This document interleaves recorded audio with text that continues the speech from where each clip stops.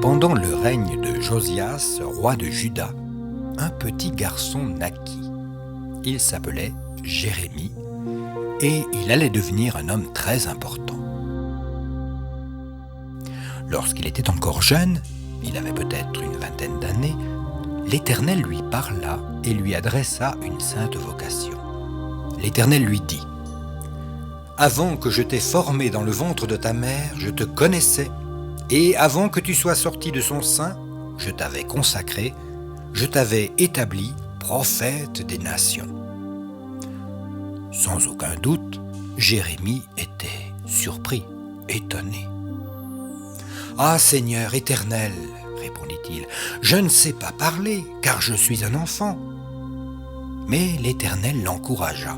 « Ne dis pas « je suis un enfant », car tu iras vers tous ceux auprès de qui je t'enverrai, et tu diras tout ce que je t'ordonnerai. Ne les crains pas, car je suis avec toi pour te délivrer. » Mais qui Jérémie craindrait-il ? Et pourquoi l'Éternel devrait-il le protéger ? Lorsque l'Éternel avait choisi Israël pour son peuple, il avait promis de s'occuper d'eux, de pourvoir à tous leurs besoins et de les protéger de leurs ennemis. En retour, l'Éternel avait exigé que son peuple se prosterne devant lui seul et le serve. Le peuple ne devait ni se prosterner devant d'autres dieux, ni se faire d'image taillée, ni de représentation quelconque des choses qui sont en haut dans les cieux, qui sont en bas sur la terre et qui sont dans les eaux plus bas que la terre. Dieu aimait son peuple et désirait que son peuple l'aime en retour. Lui obéir, en toute chose, serait la preuve de leur amour. Il en est de même pour toi et pour moi. Le Seigneur Jésus dit : « Si quelqu'un m'aime, il gardera ma parole. » Obéis-tu à Dieu ? Marches-tu dans son chemin ? Le peuple d'Israël n'obéissait pas. La plupart du temps, il faisait tout ce qu'il voulait. Il se prosternait devant les idoles des autres nations. De temps en temps, comme punition, Dieu permettait à leurs ennemis de les combattre et de remporter la victoire. Alors, le peuple se repentissait et implorait Dieu de le sauver. L'Éternel les écouta plusieurs fois et il les délivra de leurs ennemis. Mais cela ne leur servit pas de leçon. Es-tu comme ça ? As-tu jamais eu des ennuis à cause d'un péché dit ou commis ? Tu as peut-être volé quelque chose, ou tu as triché pendant un examen au collège. Ou bien as-tu jamais menti pour cacher un péché quelconque ? Tu n'étais pas prêt à reconnaître le péché, à dire la vérité. Mais plus tard, on a découvert ta culpabilité. Continues-tu à pécher ? Selon beaucoup de gens, on peut pécher volontairement pourvu qu'on réussisse à s'en tirer. Mais ce n'est pas le cas. Dieu le sait, et tôt ou tard, ton péché t'atteindra. Les péchés d'Israël les atteignaient à toute vitesse. L'Éternel devait absolument les punir à cause de leurs péchés. Déjà, à ce moment-là, le peuple d'Israël était divisé en deux royaumes. La grande armée des Assyriens avait déjà attaqué et détruit le royaume du Nord et avait emmené le peuple captif en Assyrie. Lorsque Josias devint roi de Juda, le royaume du Sud, il démolit toutes les idoles et adjura le peuple de revenir à Dieu. Pendant quelque temps, le peuple obéit, mais après la mort de Josias, son méchant fils détourna le peuple de nouveau vers les idoles. Manifestement, il ne se rendait pas compte que le jugement prononcé contre le royaume du Nord allait être prononcé également contre eux s'ils ne se repentaient pas. Se repentir, veut dire regretter sincèrement son péché et s'en détourner, pour se tourner vers Dieu et lui obéir. Dieu chargea Jérémie d'annoncer au peuple qu'il devait se repentir, sinon son pays et la ville de Jérusalem seraient détruits.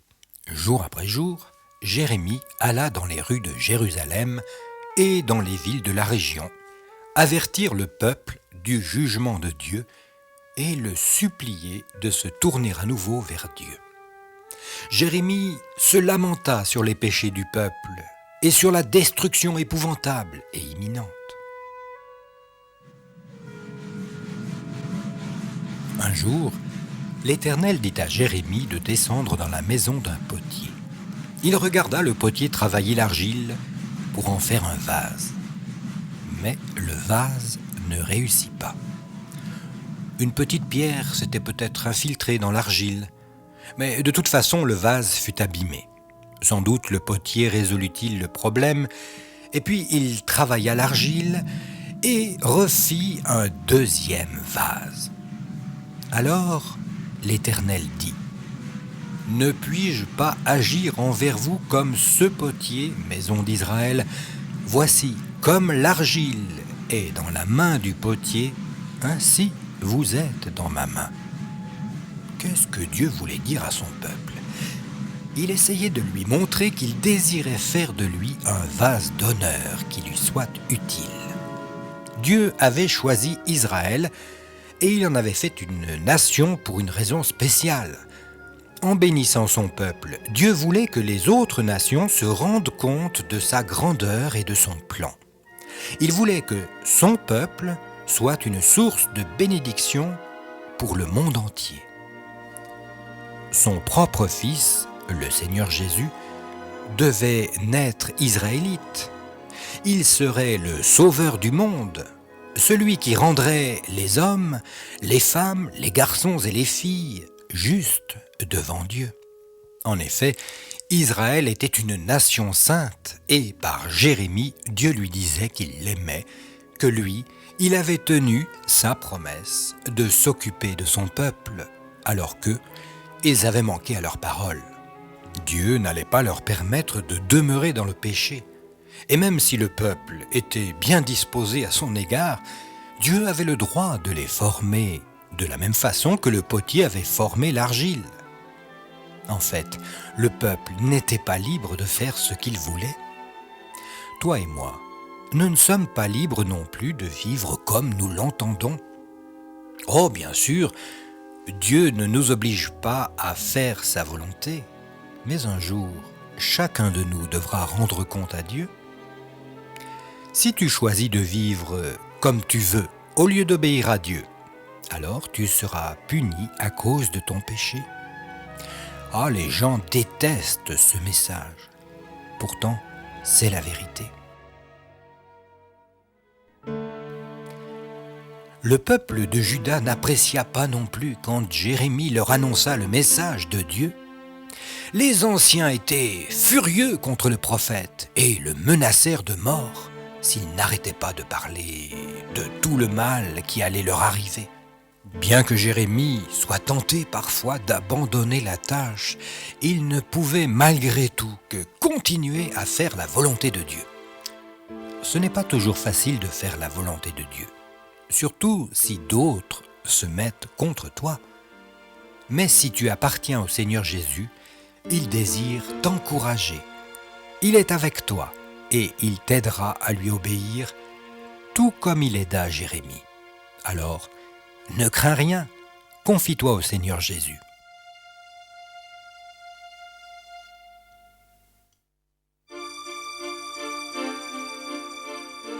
Un autre jour, Dieu dit à Jérémie d'aller chercher un vase de terre.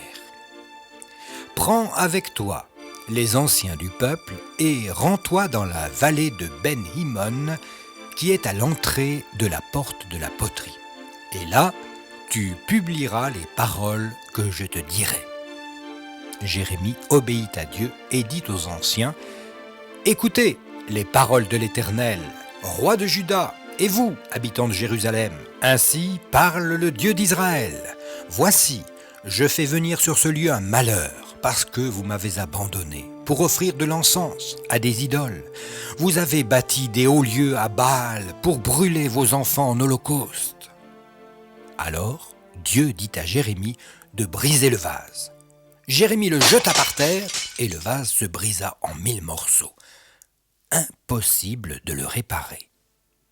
Pendant que les gens regardaient les débris du vase, Jérémie proclama « Ainsi parle l'Éternel des armées, c'est ainsi que je briserai ce peuple et cette ville, comme on brise un vase de potier sans qu'il puisse être réparé. » Alors, le prophète revint dans la ville, et il se tint dans le parvis de la maison de l'Éternel et dit « Ainsi parle l'Éternel des armées, le Dieu d'Israël, voici, je vais faire venir sur cette ville et sur toutes les villes qui dépendent d'elle tous les malheurs que je lui ai prédits, parce qu'ils ont raidi leur cou pour ne pas écouter mes paroles. » Quand Pachour, inspecteur en chef dans la maison de l'Éternel, entendit les paroles de Jérémie, il le frappa, il le mit dans la prison et lui mit les fers aux pieds. C'était sans doute une rude épreuve. En passant, les gens riaient au nez du pauvre Jérémie et se moquaient de lui. Le lendemain, quand on le fit sortir de prison, Jérémie avertit Pachour du plan de Dieu. « Et toi, Pachour, et tous ceux qui demeurent dans ta maison, vous irez en captivité. Tu iras à Babylone, et là, tu mourras, et là, tu seras enterré. » Dieu ne désirait ni que son peuple soit emmené captif, ni que leur pays soit détruit, mais il devait punir leurs péchés. Dieu leur avait bien donné le temps de se repentir. Dieu est toujours le même. Il ne change jamais. Toi aussi, tu peux te détourner de ton péché et te tourner vers Dieu. Dieu t'aime tellement qu'il a envoyé son Fils, le Seigneur Jésus-Christ, pour mourir à cause de tes péchés. Il a porté le châtiment de tous ceux qui se repentent sincèrement de leurs péchés et qui se confient au Seigneur Jésus pour les justifier devant Dieu. Tu devrais remercier ceux qui t'avertissent de ton péché et qui t'annoncent la voie du salut. Tout comme Jérémie, ils accomplissent la volonté de Dieu.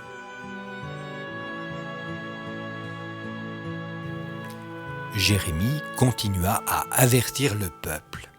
Et plus tard, quand il fut mis en prison, Dieu lui dit d'écrire toutes les paroles qu'il lui avait données. Le prophète appela un scribe, c'est-à-dire un écrivain nommé Baruch, et il écrivit ce que Jérémie lui dicta. Quand il eut fini, Jérémie dit à Baruch d'aller à la maison de l'Éternel le jour du jeûne et de lire tout ce qu'il avait écrit. Le peuple reviendra peut-être de sa mauvaise voie et priera Dieu de le secourir, dit Jérémie. Quand le peuple fut rassemblé de toutes les villes de Juda et de Jérusalem, Baruch lut les paroles de Dieu.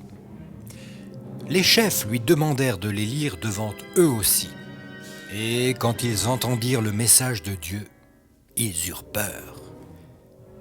Ils choisirent un homme nommé Jéhudi et l'envoyèrent rapporter ces paroles au roi.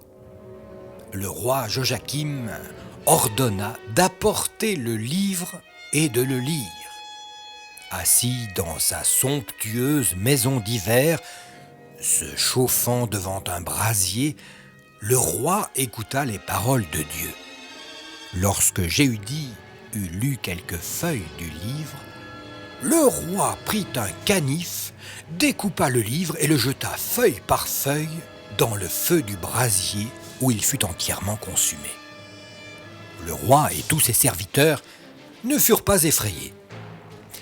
Malgré tout ce qu'ils avaient entendu, ils ne voulurent pas revenir à Dieu et renoncer à leurs péchés.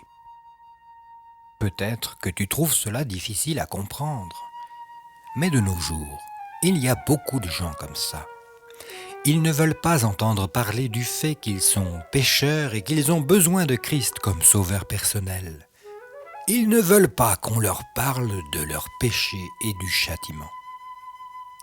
Beaucoup de gens ne croient pas à la parole de Dieu, la Bible. Et toi, écoute les paroles de Dieu aujourd'hui. Accepte-les parce qu'elles sont vraies. Obéis parce que ce sont les paroles de Dieu et parce que les promesses de Dieu s'accomplissent toujours.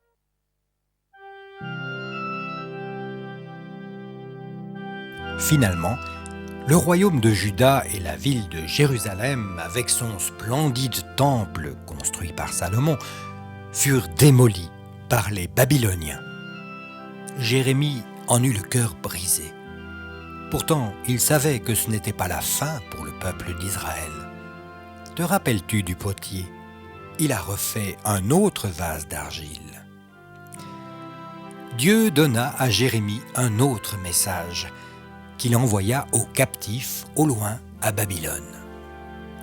Ainsi parle l'Éternel, après 70 ans, quand vous aurez appris à m'obéir, je vous ramènerai dans votre pays. Cette promesse encouragea le peuple, et ils apprirent à ne pas se prosterner devant des idoles, ni à les servir. La période de captivité leur servit enfin de leçon. De temps en temps, Dieu doit permettre que ceux qui lui appartiennent passent par des épreuves désagréables dans la vie. Quelquefois, mais pas toutes les fois, il emploie ces épreuves pour discipliner ses enfants. Si tu as déjà accepté le Seigneur Jésus comme sauveur personnel, as-tu appris à lui obéir afin qu'il soit en tout le premier ? Si tu ne l'as pas encore appris, avoue ta désobéissance et demande-lui son pardon et sa justification. Et puis, obéis à Dieu en toutes choses et il te bénira. Si tu n'as pas accepté le Seigneur Jésus comme sauveur, tu dois le faire avant tout. Si tu ressens ton besoin de lui et si tu regrettes sincèrement tes péchés, tu peux faire cette prière. Seigneur, je reconnais que je suis pécheur et je crois de tout mon cœur que le Seigneur Jésus est mort pour moi. Pardonne-moi, je te prie, et ôte-moi mes péchés. Je me confie au Seigneur Jésus comme sauveur personnel. Amen.